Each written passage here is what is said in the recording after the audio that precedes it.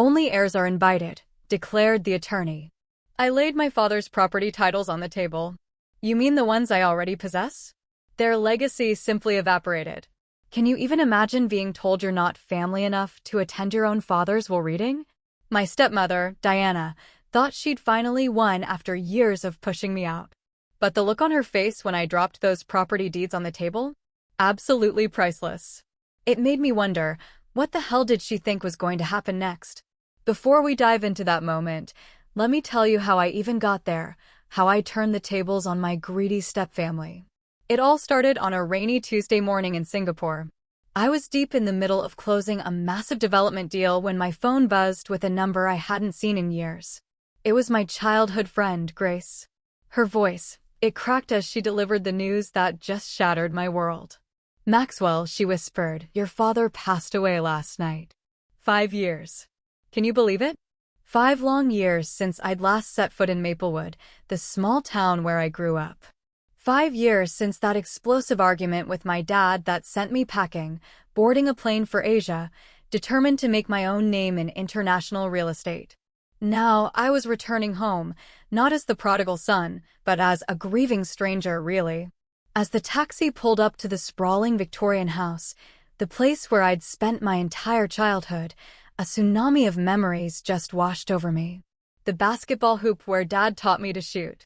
The porch swing where we'd talk business plans late into those warm summer evenings. The garden where Mom was buried when I was just 10. Everything felt smaller somehow, like my memories had puffed up the proportions.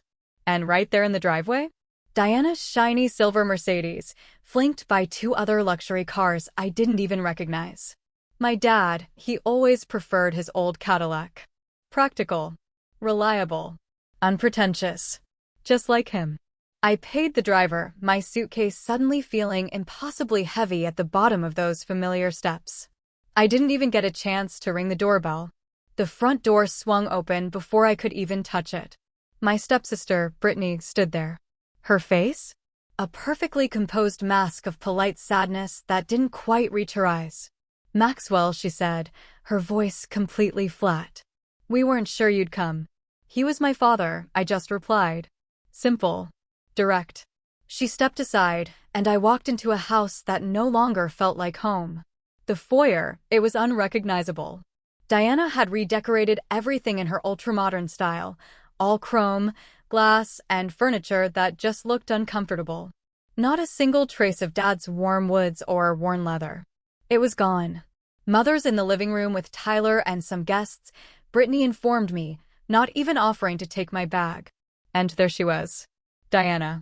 Perched on a stark white leather sofa, holding court amongst a gaggle of town locals I vaguely recognized. When she saw me, her perfectly painted face registered a flicker of shock before it smoothly morphed back into that grieving widow expression. "Maxwell," she cooed, rising to air-kiss my cheek. "What a surprise. We tried to reach you, of course, but your number had changed." It hadn't. "I'm sorry for your loss," I said, formally, knowing this was just the start of a performance. "When's the funeral?" My stepbrother, Tyler, chimed in, not even bothering to get up from his sprawl in an armchair. "Tomorrow at 2. We've handled all the arrangements." Without consulting me. The message was loud and clear. I wasn't needed. I wasn't wanted. "Your old room is being used for storage now," Diana added, "but we can make up the guest room for you." I nodded, suddenly desperate to escape the weight of their hostile stares. "I think I'll get settled then." As I turned to leave, Diana's voice, honey-sweet with poison underneath, called after me. "Harold Stevenson is handling the estate. He'll be here in the morning to discuss some paperwork. Family only. You understand." Oh, I understood perfectly. I was being explicitly, deliberately, excluded from Dad's will reading. The audacity. Later that evening, Grace found me on the back porch, just staring at the old oak tree where Dad and I had built a treehouse when I was 8. "They've been awful, Max," she said, her voice heavy, settling beside me. "Ever since Richard got sick, they've been acting like they already own the whole town. Diana's been meeting with developers, talking about selling off properties." Grace, my childhood neighbor, had stayed in Maplewood, running her family's hardware store. She told me Dad's health had deteriorated rapidly over the last year. Information Diana had conveniently never shared with me. Your dad asked about you, Grace said quietly, almost a whisper. All the time. He kept your international magazine features in his office. A knot of pain, of longing, tightened in my chest. His office, it's still intact? Grace shook her head, a sad smile on her face. Diana cleared it out last week. Everything boxed up and moved to storage. She even changed the locks. I thanked Grace, my mind absolutely racing. Back inside, the guest room was exactly what I expected, impersonal, cold, utterly devoid of any of my belongings or history. As I unpacked, voices drifted from the hallway. Once Harold confirms the will tomorrow, we can move forward with the Riverside property sale, Diana was saying. Lawrence has already made an offer. Then Tyler's voice. What about Maxwell? Think he'll cause problems? Diana's laugh was sharp, almost a cackle. What can he do? Richard left everything to us. Maxwell made his choice when he abandoned his father. Abandoned his father? My hands were shaking with anger and grief. Dad and I had our differences, sure, but abandoned? I'd called for months after leaving, only to have Diana tell me he was too busy or not interested in speaking with me. Eventually, I'd stopped trying. That night, sleep was impossible. I wandered through the silent house. In the library, I found some of my old books still on the shelves. I pulled down my favorite, The Count of Monte Cristo. Dad had given it to me on my 16th birthday, with an inscription, to Maxwell. Remember that patience and planning always win in the end. As I flipped through those yellowed pages, an envelope just slipped out and fell to the floor. Inside, in my father's distinctive handwriting, was a letter dated just 3 months ago. Maxwell, it began, if you're reading this, I'm likely gone. Diana doesn't know about this letter or the arrangements I've made. There's a safety deposit box at First National, box number 247. The key is taped to the back of the Monte Cristo painting in my office. Whatever you may think of me, know that I always had a plan. My heart was pounding. I made my way to Dad's office. The door was locked, just like Grace had said. But I remembered. The loose floorboard in the hallway, where Dad always kept a spare key. Some things, you know, they really never change. Inside, the room was stripped bare. No papers, no books, no personal items. But the painting, it was still there, hanging on the wall. I carefully removed it, and there it was, the small key, exactly where Dad said it would be. Tomorrow, I decided, I would visit the bank. And Harold Stevenson's office. It was time to find out exactly what my father had been planning. You know, being Richard. Harrison's son meant learning about real estate practically before I could even ride a bike. Most dads taught their kids to throw baseballs. Mine? He taught me how to calculate property values. How to spot a bad foundation from 100 yards away. After Mom died of cancer when I was 10, it was just Dad and me against the world for 3 years. We were a team. He was grooming me to take over Harrison Properties someday, and I was just soaking up every single lesson. Then Diana Winters came into our lives. She was beautiful, charming, and, honestly, she seemed to genuinely care about Dad. I was 13 when they got married, old enough to be wary, but still young enough to hope for a new, happy family. Diana had 2 kids from her previous marriage, Brittany, who was my age, and Tyler, 2 years younger. For a while, things were okay. Not great, but okay. Diana made Dad happy, and that's what truly mattered to me. But slowly, so slowly, things started to shift. My place at the dinner table moved further away from Dad. My cherished weekend property tours with him were suddenly rescheduled to accommodate Tyler's soccer games or Brittany's dance recitals. Diana started redecorating the house, erasing every trace of my mother, room by room. You need to give them a chance, Maxwell, Dad would say whenever I complained. They're family now. By the time I was 16, I was effectively sidelined in my own home. Diana positioned herself as Dad's business confidant, accompanying him to meetings and networking events that I used to attend. Tyler, suddenly, developed an interest in real estate, and Dad was thrilled. But even with all that, Dad and we maintained our connection through the business. Harrison Properties was Dad's life work. A company that owned and managed nearly 30% of the commercial real estate in Maplewood and the surrounding areas. What started as a single apartment building when my parents first married had grown into an empire worth millions. Property is permanence, Maxwell, Dad would often say. Money comes and goes, but land and buildings, they're tangible. They last. I took those words to heart, studying business and real estate in college, working summers at Harrison Properties. I learned every single aspect, from maintenance to management to development. By the time I graduated, I was ready to step into a leadership role. That's when everything fell apart. Dad had been planning a major development, a mixed-use riverfront project that would revitalize downtown Maplewood. We'd spent months on the plans together, crafting every detail. But when I returned from a trip researching similar developments in other cities, I found out significant changes had been made. Without my input, Diana and I thought a more upscale approach would yield better returns, Dad explained when I confronted him. The luxury condos will sell better than the mixed-income housing you proposed. But that wasn't the vision. I argued, feeling a cold dread. We talked about creating something that would benefit the whole town, not just the wealthy. Sometimes you have to be practical, son, he said, his voice clipped.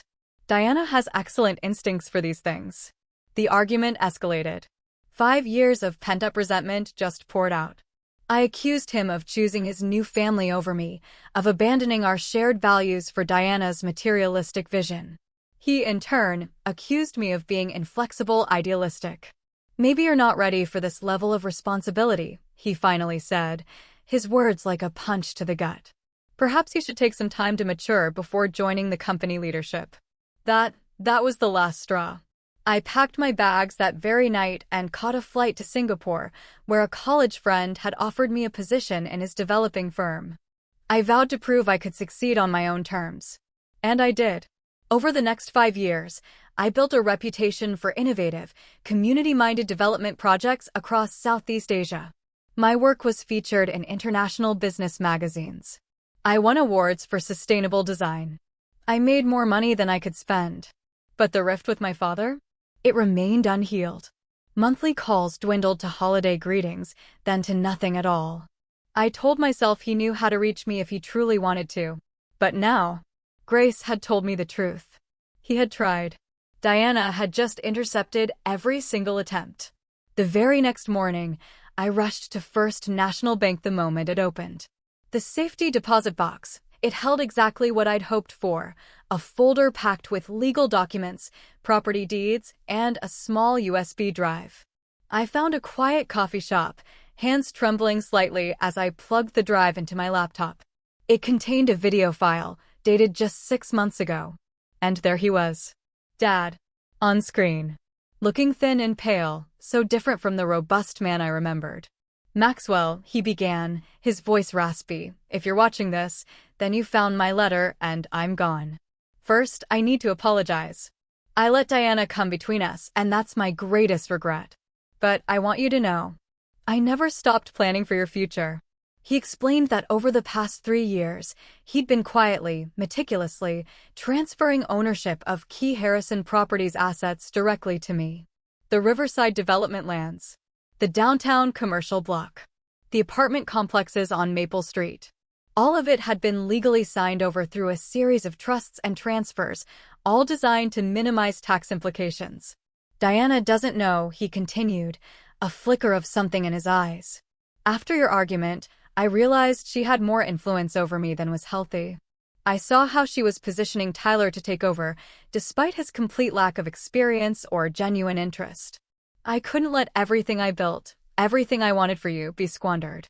My father had been diagnosed with pancreatic cancer 2 years earlier.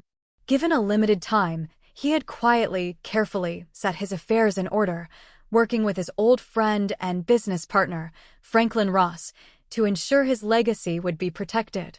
The will reading will be difficult, Dad warned in the video. Diana expects to control everything. The official will leaves her the house and some accounts, enough to maintain her lifestyle. But the bulk of the business assets, they're already yours. Franklin has all the details. The video ended with my father looking directly into the camera, his gaze piercing. "I'm proud of what you've accomplished, son. Now, come home and finish what we started together." I sat there in stunned silence, tears streaming down my face as the screen went dark. All this time, Dad had been protecting me, protecting our shared vision. And I hadn't been there for him when he needed me most. The regret was a crushing weight. After composing myself, I called Franklin Ross. He's this gruff, older man who had been Dad's friend since college and had always been incredibly kind to me. I arranged to meet him at his office. When I arrived, he greeted me with a bear hug. "About time you showed up, Max," he rumbled. "Your dad was worried you wouldn't come back, even after he was gone." Franklin confirmed everything I'd seen in the video. Dad had legally transferred ownership of the most valuable Harrison properties to me through a variety of means, some as gifts, others through sales at nominal prices. All perfectly legal and binding. "Diana's going to be furious," Franklin warned, his brow furrowed. "She's been making plans based on controlling those assets. She's already in talks with Lawrence Blackwood about selling the Riverside property." Lawrence Blackwood, he was Dad's longtime business rival, a developer notorious for cheaply built, overpriced properties. The thought of his hands on my father's carefully assembled portfolio, it made my blood boil. "What about the will reading?" I asked, my voice tight. Franklin's expression darkened. "Harold Stevenson has been Diana's puppet for years. Your dad kept him as the family attorney to avoid suspicion, but he didn't trust him with the real plan. Harold scheduled the reading for this afternoon, and Diana's made it clear you're not welcome." I fingered the property deeds in my briefcase. "Oh, I think I'll attend anyway." Franklin's smile was almost wolfish. "Richard would have loved this. He always said you had his flair for the dramatic moment." As I left his office, I felt Dad's presence more strongly than I had since returning to Maplewood. He had entrusted me with his legacy, and I wouldn't let him down. Diana and her children, they were about to learn they had profoundly underestimated both Harrison men. My next stop was Harrison Properties headquarters. Margaret Wilson had been my father's executive assistant for 20 years. She knew everything about the company and everyone in Maplewood. When I walked in that morning, her face just lit up with genuine pleasure. "Maxwell Harrison," she exclaimed, rising from her desk to embrace me. "I was hoping you'd come." The offices, they felt different. Sleeker, colder, Diana's influence evident in the new decor. But Margaret's domain remained a comforting throwback, with its orderly filing cabinets and family photos. I noticed, with a pang, several of me that Dad must have kept her supplied with over the years. "Your father wanted me to give you this," Margaret said quietly, slipping me a second USB drive.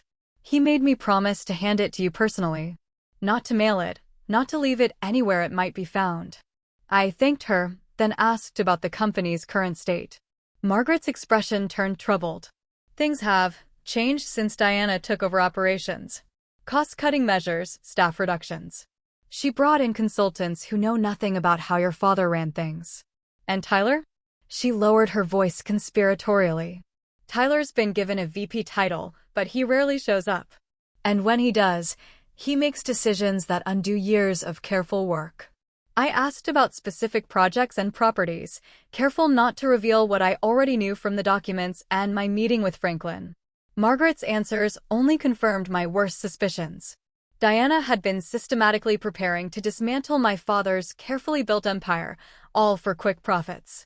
"The Riverside development has been completely redesigned," Margaret said, her voice filled with disapproval. "Your father's vision for a community space with affordable housing has been replaced with luxury condos and high-end retail. Lawrence Blackwood's company is set to take over construction next month."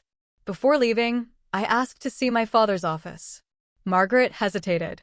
Diana had it cleared out last week. Said she needed the space for the new marketing team. "I'd still like to see it," I insisted. The room that had once been filled with Dad's books, his maps, his collection of local historical photographs, it was now just an empty shell. Standing there, a renewed sense of purpose washed over me. This wasn't just about claiming my inheritance anymore. This was about honoring my father's vision for Maplewood. I found a quiet spot in a nearby park to absorb the contents of that second USB drive. This one held more videos. My father, walking through various properties, explaining their significance, his hopes for their future. He'd recorded these private messages during the last year of his life, creating a meticulous blueprint of his vision. The Riverside project is the most important, he said in one recording, standing on that vacant waterfront property, the very place that had been the subject of our final, explosive argument. This could transform Maplewood, create housing and opportunities for everyone, not just the wealthy. Diana doesn't understand that a town needs economic diversity to thrive. I've transferred this property to you because I know you'll do right by it. In another video, he sat in his office, looking tired, but his eyes were still sharp, determined. I've been watching your work in Asia, Maxwell. The sustainable housing development in Malaysia, the mixed-use project in Vietnam. You've taken what I taught you and improved on it. You were right about the direction we should have gone. I was too easily swayed by Diana's focus on luxury and status. By the time I finished watching all the videos, I had a complete, undeniable understanding. Not just what my father had transferred to me, but why. He had protected his most meaningful projects from Diana's influence, ensuring they would be developed according to his original vision. Our shared vision. My next stop was James Patterson, the accountant who had handled Dad's personal finances for decades. James greeted me warmly, but cautiously, in his small downtown office. "I've been expecting you," he said, firmly closing the door behind me. "Your father left instructions that I should assist you once you returned."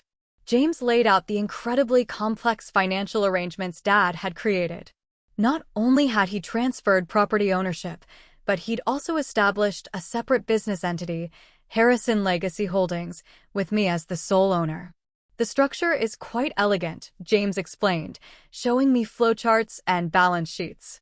On paper, Diana believes she's inheriting control of Harrison Properties. But the company is now essentially a shell. The valuable assets have been moved to Harrison Legacy Holdings over the past 3 years through a series of perfectly legal transactions. "Did Dad leave Diana with nothing?" I asked, a faint twinge of concern, despite everything she'd done. James shook his head. He was fair. "The family home is hers. There are investment accounts with substantial balances. She'll receive ongoing income from some of the commercial properties. She won't be destitute by any means, Maxwell. Just not in control of the empire she thought she was getting."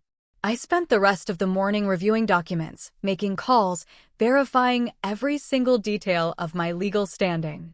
By noon, I was completely confident in my position. The property deeds were valid.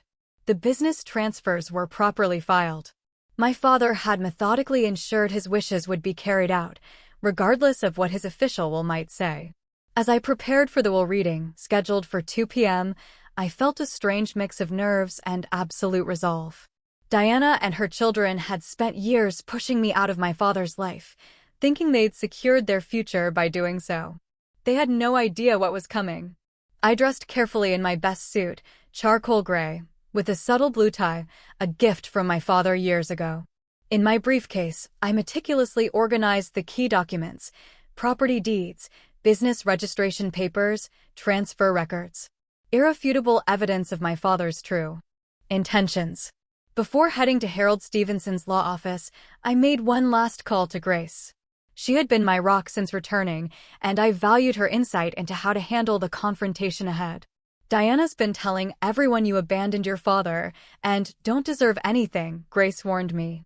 "She's been playing the devoted wife role to perfection. Be prepared for theatrics." "I'm not looking to humiliate her," I said, trying to convince myself. "I just want to honor Dad's wishes." Grace's silence spoke volumes.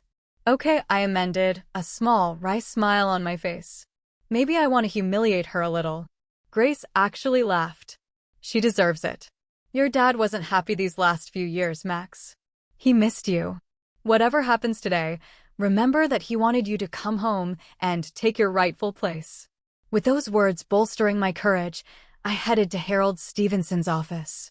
Ready to face the family that had tried so hard to erase me from my father's legacy. Harold Stevenson's law office occupied the entire top floor of one of Maplewood's few high-rise buildings. And here's a kicker. My father had actually owned that building. I wondered if Harold even knew that ownership had transferred to me 6 months ago. I arrived 5 minutes before the scheduled time, taking a deep breath in the lobby to center myself. This confrontation, it had been years in the making, though neither Diana nor her children realized it yet. The receptionist looked absolutely startled when I gave my name. "Oh, Mr. Harrison, let me check with Mr. Stevenson." She scurried down the hallway, returning moments later with a flustered-looking Harold in tow.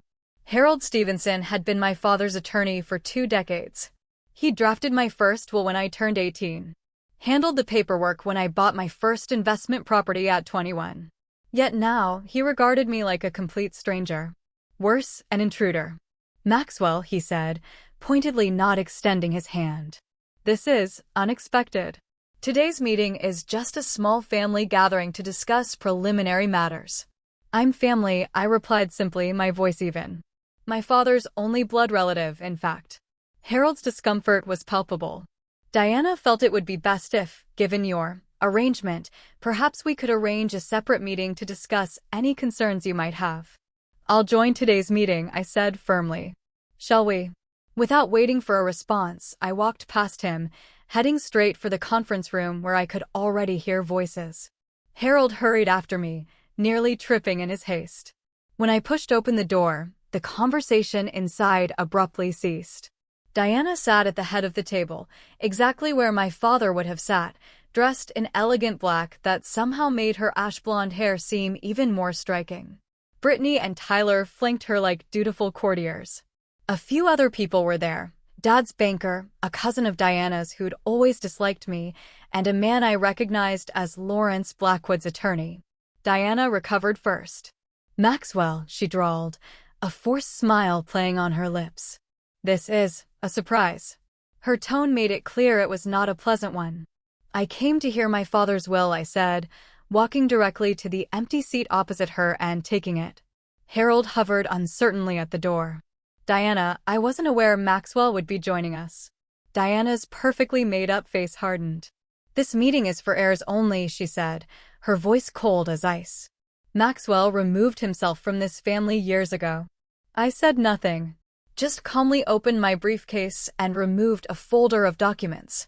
"I think we should begin," Harold said, quickly taking his seat and arranging his papers, clearly wanting to get this over with.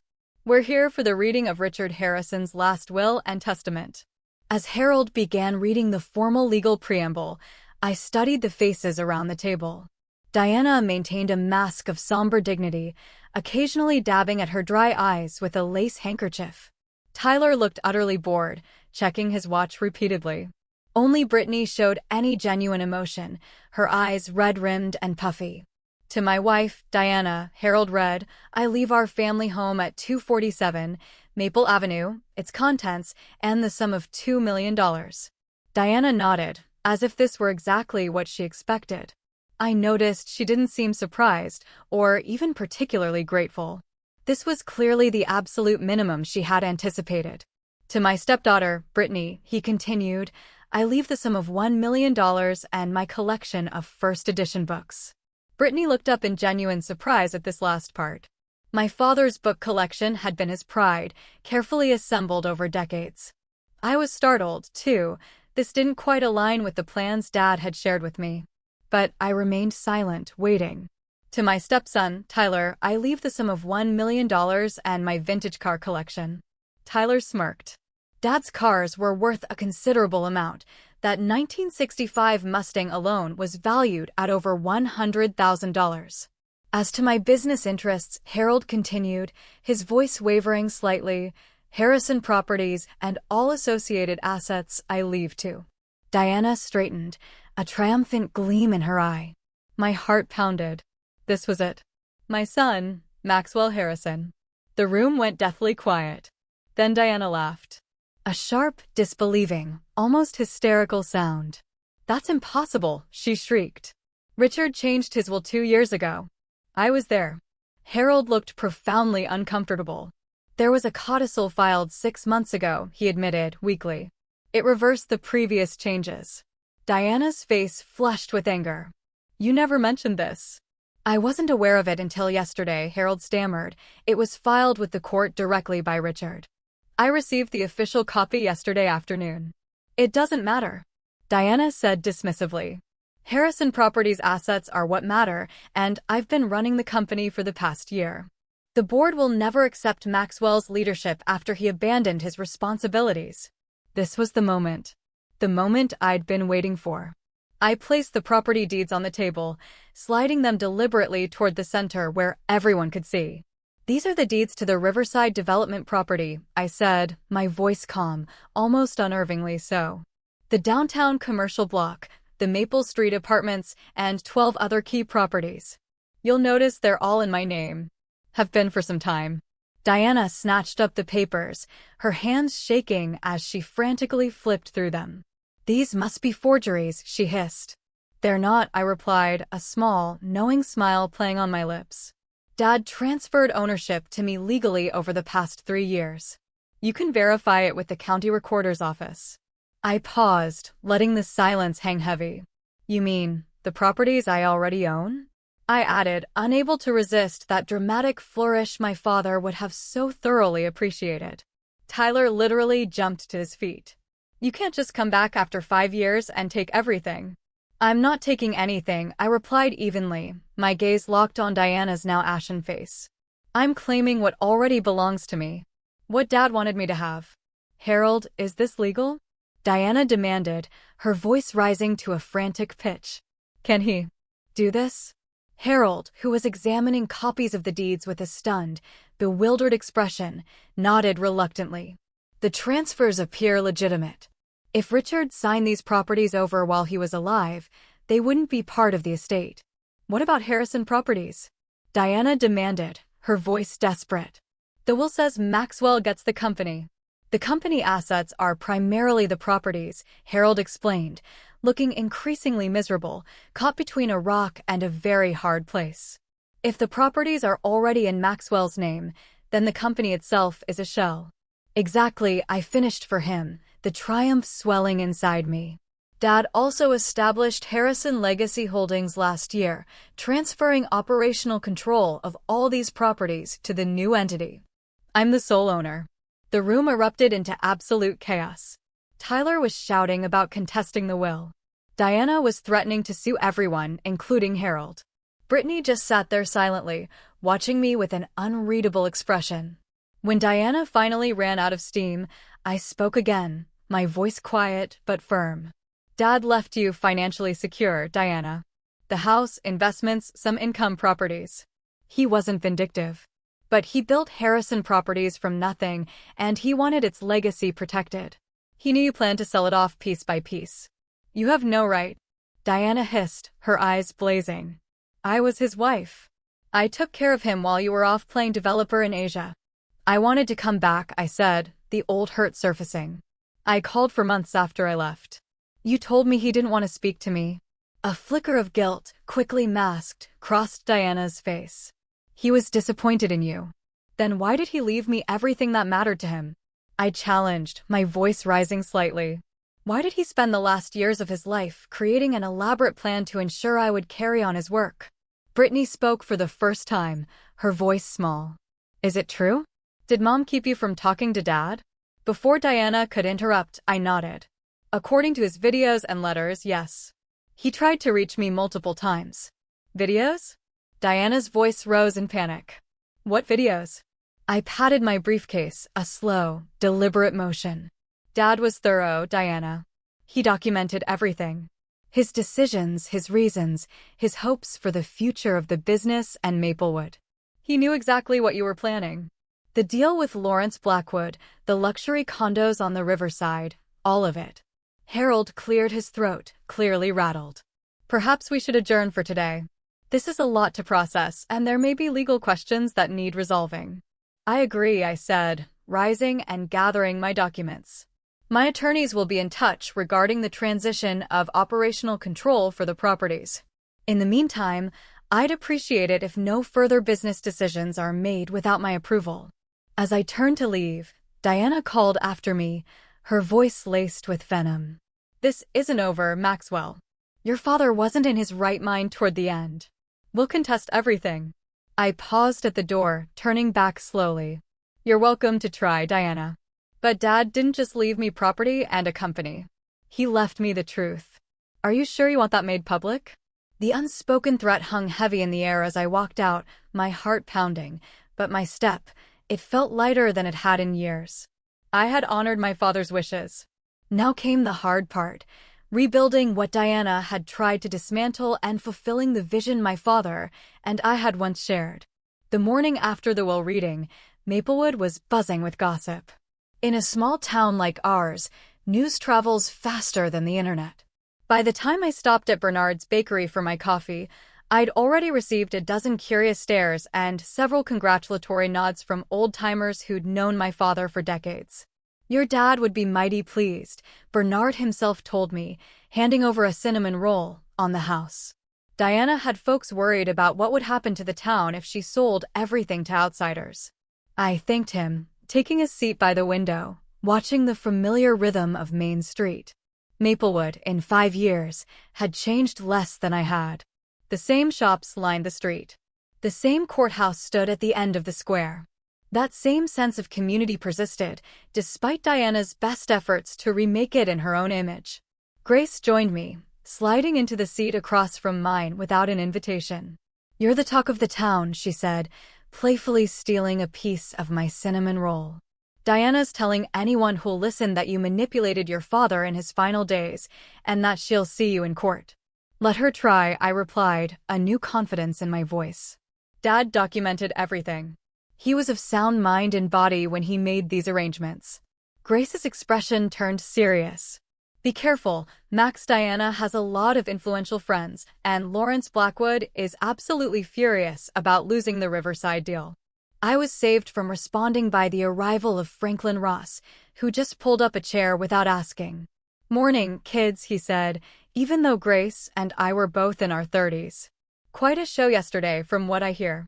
I filled him in on the details, including Diana's threats of litigation. Franklin just waved it off. "Standard bluster. Her legal position is weak, and she knows it. But that doesn't mean she won't make trouble."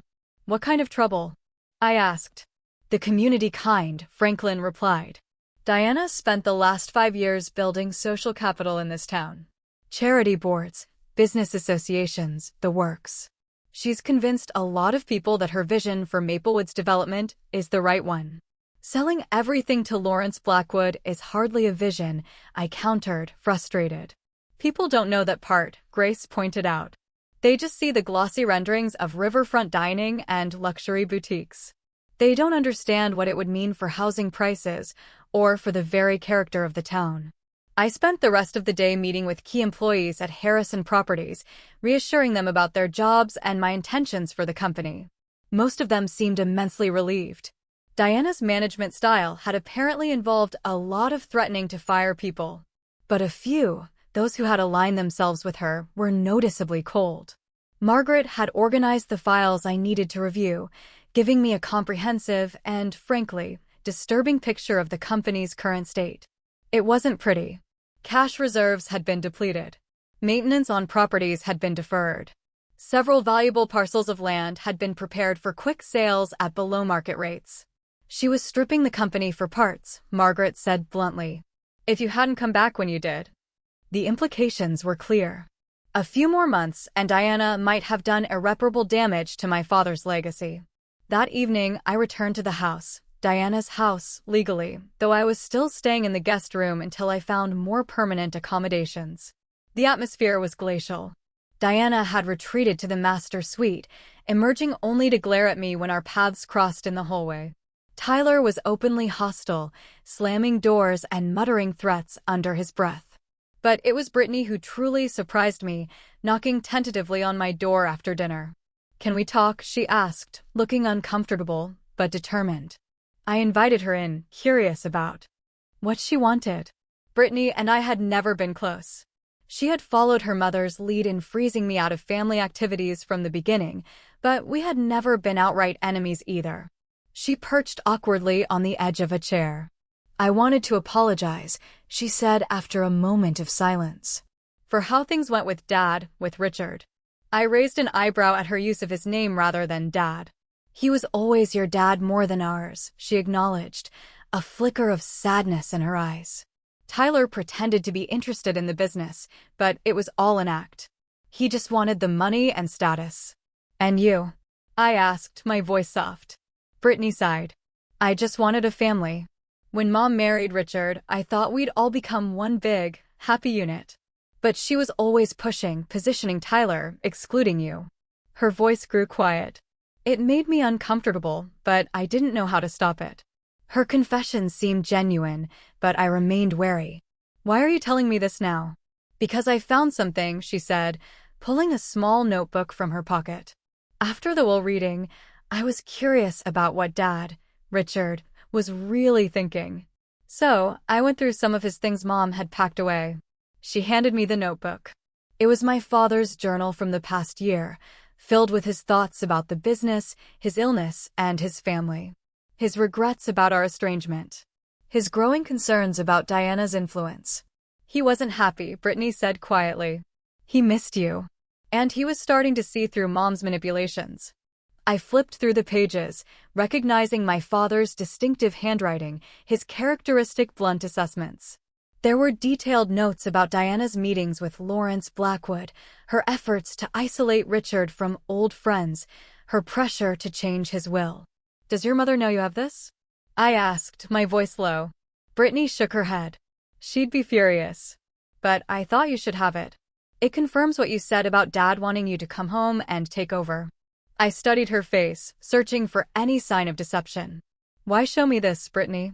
You're basically giving me ammunition against your mother. Because it's the right thing to do, she said simply. And because I want to stay in Maplewood. I love this town. I don't want to see it destroyed by Mom's schemes or by a family war. Before I could respond, shouting erupted from downstairs. We hurried down to find Tyler and Diana in a heated argument with an unfamiliar woman who bore a striking resemblance to my father. You have no right to be here. Diana was screaming, her voice shrill. Richard never acknowledged you. The woman noticed me on the stairs, and her expression softened. You must be Maxwell, she said. I'm Alice. Alice Thornton. Richard was my father, too. A half-sister I never knew existed. Another bombshell in a week full of them. That's a lie. Diana snapped, her voice trembling. Some desperate ploy for money. Alice shook her head. I don't want money. Richard and I had a relationship for years, private at my request. I just came to pay my respects and meet my brother. She extended a hand towards me, her eyes so like my father's, cautious but hopeful. I took it, feeling another piece of the complex puzzle that was Richard Harrison's life fall into place. It seems we have a lot to talk about, I said, looking at Alice. Diana made a sound of pure disgust. I won't stand here and watch this farce. Come on, Tyler. She stormed out, Tyler trailing behind her, muttering. Brittany hesitated, then quietly slipped away, leaving me alone with a sister I never knew I had.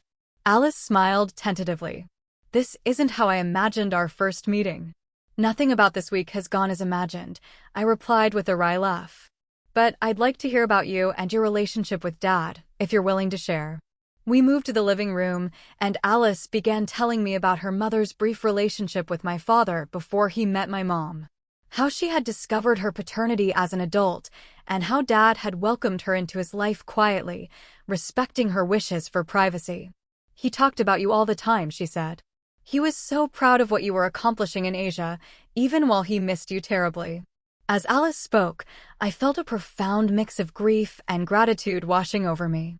Grief for the years lost with my father, and gratitude that he had found ways to protect his legacy despite Diana's interference.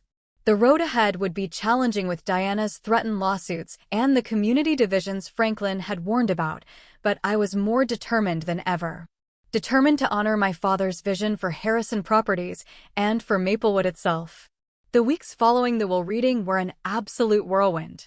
I officially took control of Harrison Properties, working hand in hand with Margaret to assess the damage Diana had done and develop a solid recovery plan. The employees, bless them, largely rallied around me, visibly relieved to have clear leadership again after months of Diana's chaotic management. "Your father would be proud," Margaret told me, her eyes shining, as we reviewed the updated business plan. "This is exactly the steady hand the company needs." Of course, not everyone was thrilled with my return. Several board members who'd aligned themselves with Diana resigned in protest, fuming. And Lawrence Blackwood? He launched a full-blown public relations campaign, trying to paint me as some absentee heir who couldn't possibly understand Maplewood's needs the way his development company could. But the most surprising development came from Diana herself.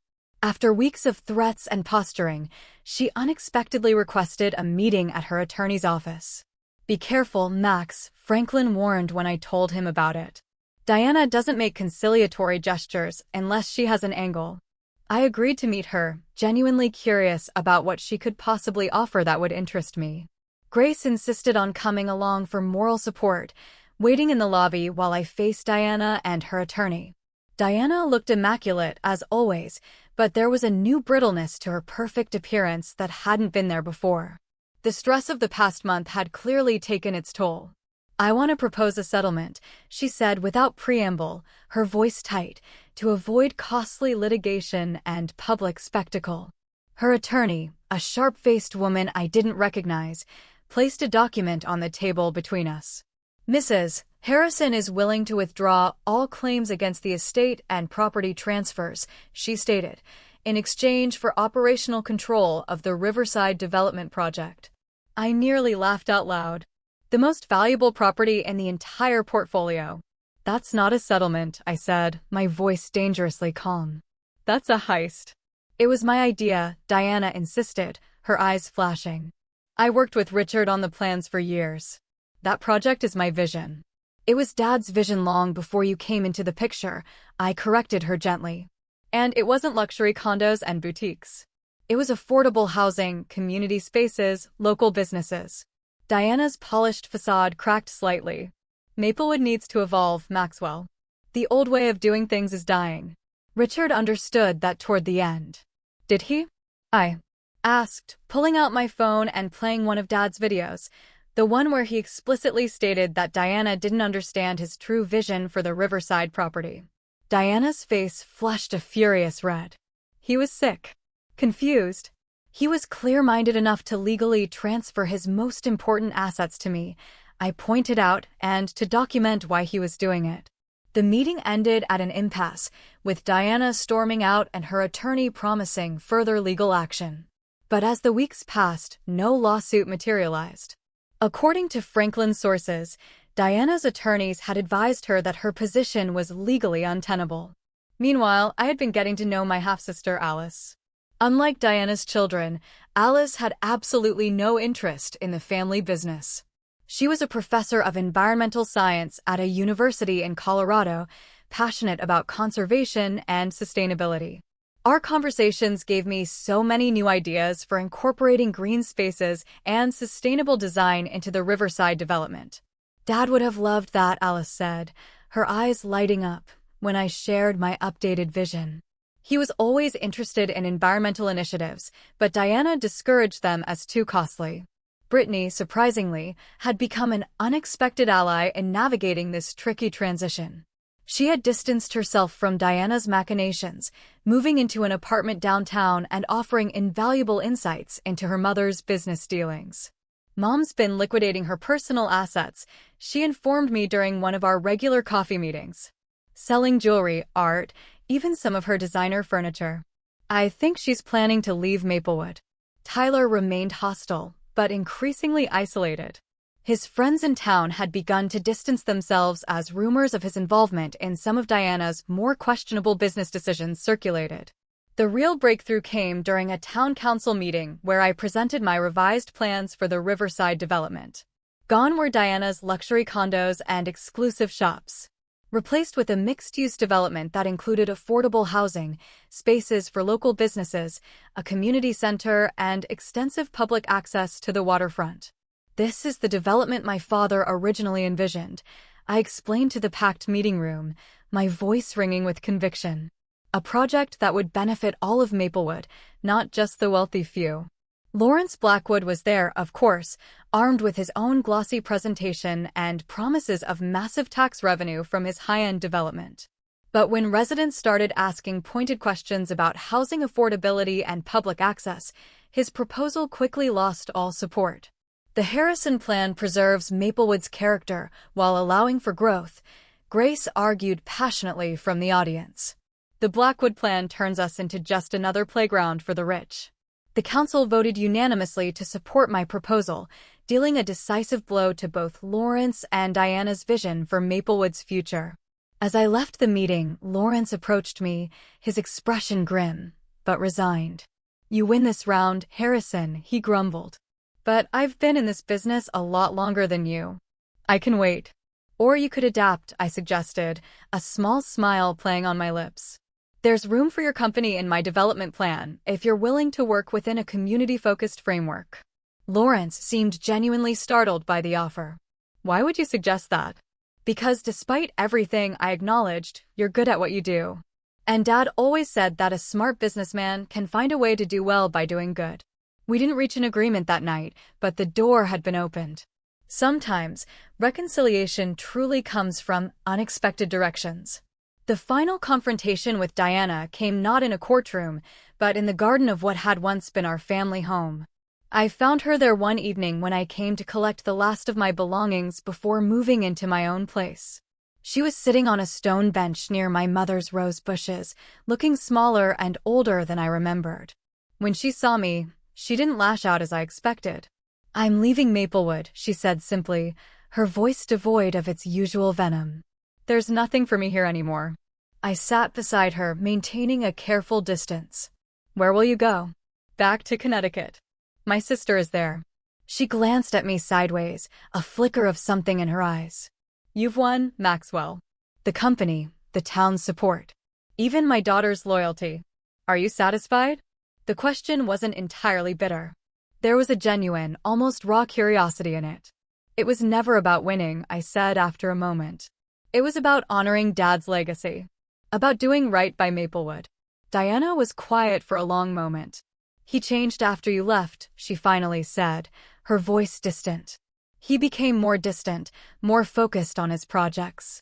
I thought if I took an interest in the business, it would bring us closer." "And then you got a taste for it," I suggested, a hint of accusation in my tone. She didn't deny it. "I'm not apologizing for wanting security, Maxwell. When you've been left with nothing once in your life, you do whatever it takes to make sure it never happens again." I thought about the complex woman beside me. Manipulative and materialistic, yes, but also shaped by her own deep fears and experiences. "Dad left you financially secure," I reminded her. "The house, the investments. You didn't need to try to take everything."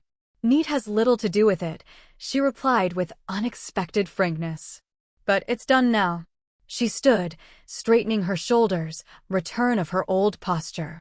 "I've instructed my attorney to withdraw all objections to the will and property transfers. In return, I expect you to honor the provisions Dad made for me and my children."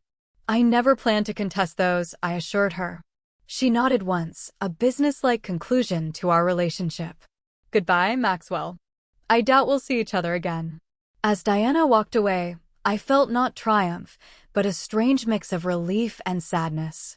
The family I had once hoped for when Dad remarried had never materialized. But in its place, new connections had formed, with Alice, with Brittany, with the community of Maplewood that had welcomed me home. The very next morning, I met with the Harrison Properties team to officially launch the Riverside Development Project. As I looked around the conference room at all those eager faces, including Brittany, who had recently joined the marketing department, I felt my father's presence so strongly. "My father used to say that property is permanence," I told the team, my voice filled with emotion. "What we build here will outlast all of us. So, let's make sure it's something Maplewood can be proud of for generations to come." As the meeting broke up, Grace approached me with a warm smile. "Your dad would be really proud, Max," I nodded, feeling at peace for the first time since returning to Maplewood. "I think he would. And I think this is just the beginning." 1 year after my return to Maplewood, I stood on the newly constructed observation deck overlooking the Riverside development. What had once been vacant land was now a bustling construction site, the first phase of buildings already taking shape. Mixed-income housing units flanked a central green space, while the foundations for the community center and local business incubator were being laid closer to the water. "Quite a view," Franklin said, joining me at the railing, a knowing look in his eyes. "Richard would have loved this." I nodded, thinking of my father's vision for this property and how incredibly close it had come to becoming something entirely different. "I wish he could see it." "He can," Franklin said simply, pointing to a bronze plaque we had installed at the entrance to the development. Richard Harrison Memorial Park. It would be the centerpiece of the project, ensuring that my father's contribution to Maplewood would be remembered forever. The past year had been truly transformative, both for Harrison Properties and for me personally. Taking control of my father's company had forced me to finally put down roots in a way I'd avoided for years. To engage with the community, not just as a developer, but as a citizen with a genuine stake in its future. The scholarship committee approved all 15 applications, Alice informed me, consulting her tablet as she approached. My half-sister had moved to Maplewood 6 months ago to help establish the Richard Harrison Foundation, which provided educational opportunities for local students interested in sustainable development and community planning. "Perfect," I replied, beaming. "And the internship program launches next month. We've got partnerships with 3 colleges already." Alice had become such an integral part of my life, bridging the gap between my past and present. Through her, I learned stories about our father I'd never known, his quiet environmental activism, his anonymous support for students who couldn't afford college, his mentorship of young entrepreneurs. "He never wanted recognition," Alice explained once. "He just wanted to make things better." In that spirit, I had redirected Harrison Properties toward development that balanced profit with genuine community benefit. It wasn't always easy, believe me. Lawrence Blackwood and his allies on the Business Council frequently opposed our more progressive initiatives, but we were making undeniable progress. Surprisingly, it was Brittany who often helped navigate these political waters. Having grown up watching Diana charm and manipulate her way through Maplewood society, Brittany had developed a keen understanding of the town's social dynamics. "Lawrence is planning to speak against the affordable housing expansion at next week's council meeting," she warned me as we walked back to the office. "He's been lobbying council members behind the scenes." "Any suggestions?" I asked, having learned to truly value her strategic thinking. Brittany smiled. "I've already arranged for residents from the first phase to attend and share their stories. Lawrence can argue with us, but he can't argue with families who now have stable housing because of the development." Back at Harrison Properties headquarters, I found Margaret waiting with a stack of documents requiring my signature. Among them was the final paperwork, severing Diana's remaining connections to the company. She had agreed to sell her minority shares in exchange for a lump sum payment. "Have you heard from her?" Margaret asked as I signed the forms. "Not directly," I admitted. "Brittany says she's remarried and living in Greenwich. Apparently, she's joined the board of an art museum and is busy reinventing herself as a philanthropist." I harbored no ill will toward Diana anymore. She had acted according to her nature, just as my father had ultimately acted according to his, by ensuring his legacy would be protected. The Richard Harrison I had come to know through his videos, journals, and the stories others shared was so much more complex than the father I thought I knew, more strategic, more far-sighted, more forgiving of human weakness. "You've got dinner with Grace at 7, Margaret reminded me as I handed back the signed documents. "And don't forget, the Historical Society wants an answer about the old mill property by tomorrow." I thanked her and headed to my office, my father's old office, which I'd restored to something resembling its former state, with the addition of my own touches. The Monte Cristo painting hung in its original place, though the hidden key was long gone. Photographs lined the shelves, not just of me and Dad, but now including Alice, Brittany, Grace, and all the other important people in my life. The most meaningful addition was a simple framed note that had been among my father's personal effects. "Property is permanence, but legacy is in people. RH." I'd even made peace with Tyler, in a manner of speaking. After Several months of hostility, he had finally approached me with a business proposition. He wanted to open a high-end restaurant in one of the Harrison Properties buildings downtown. Against Margaret's advice, I had agreed, offering favorable lease terms. "He'll mess it up," Margaret predicted darkly. "He has no work ethic." But surprisingly, Tyler's restaurant had become a success. He had finally found his passion in the culinary world, something Diana had apparently always discouraged as beneath their social status. While we would never be close, we had reached a civil understanding. As the sun began to set over the river, I made a final call to check on the status of the memorial scholarship named for my mother.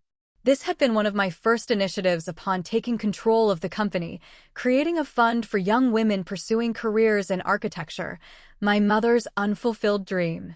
The first recipients graduate next spring, the program administrator informed me, her voice buzzing with excitement.